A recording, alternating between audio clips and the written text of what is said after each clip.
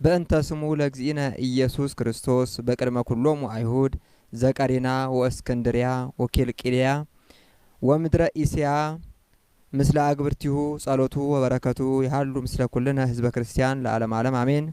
ጸሎትና በረከቱ ዛሬም ዘወትርም በሁላችን በህዝበ ክርስቲያን ላይ ጸንቶ ይኑርና በቀሪናና በእስክንድሪያ በኪልቅያ በታናሿ ኢስያ በሚኖሩ ከሮማ አገዛዝ ነጻ በወጡ ሁላቸው አይሁድ ፊት ስለ ጌታችን ስለ ኢየሱስ ክርስቶስ ስም መስክሮ ታላቅ ተጋድሎን የተጋደለ ንዑድ ክቡር ገባሬ ተአምር ቀዳሜ ሰማዕት ሊቀ ዲያቆናት ቅዱስ እስጢፋኖስ ያደረገው ተአምር ነው።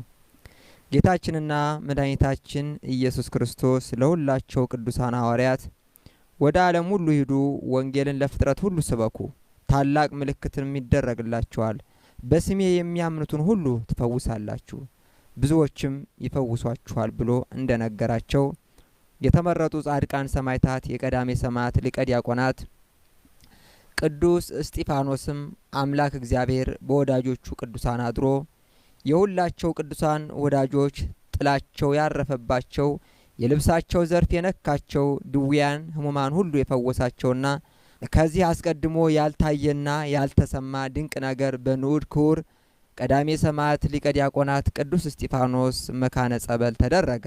ስለዚህም ሰማዕት ጻድቅ ንዑድ ክቡር እስጢፋኖስ በአማላጅነቱ ለሚታመኑ ክርስቲያን ታላቅ ነገርን አድርጓል። ይኸውም ከቀናት በአንዲት ዕለት ከአሕዛብ ወገን የሆነ አንድ ሰው የክርስቲያን አምላካቸው ምን ያደርግልኛል? ክርስቲያን ወደሚኖሩባት የጸበል ስፍራ ብገባስ መግባቴን ያውቅ ዘንድ ማን ይቻለዋል? ብሎ እግዚአብሔርን ይፈታተን ዘንድ በልቡ አሰበ። ይህንንም ብሎ ክርስቲያን መስሎ ወደ ንዑድ ክቡር ቀዳሜ ሰማዕት ሊቀ ዲያቆናት እስጢፋኖስ መካነ ጸበል በድፍረት ገባ። ይህ ደፋር ሰውዬ ወደ ጸበሉ ገባ።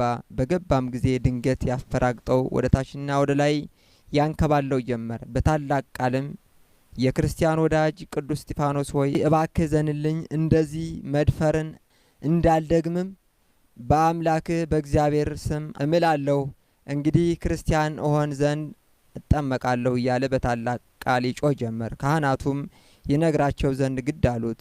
እነርሱም ቀይ ሰው ተገልጾ በምድር ላይ ጥሎ እንደገሰጸው ነገራቸው።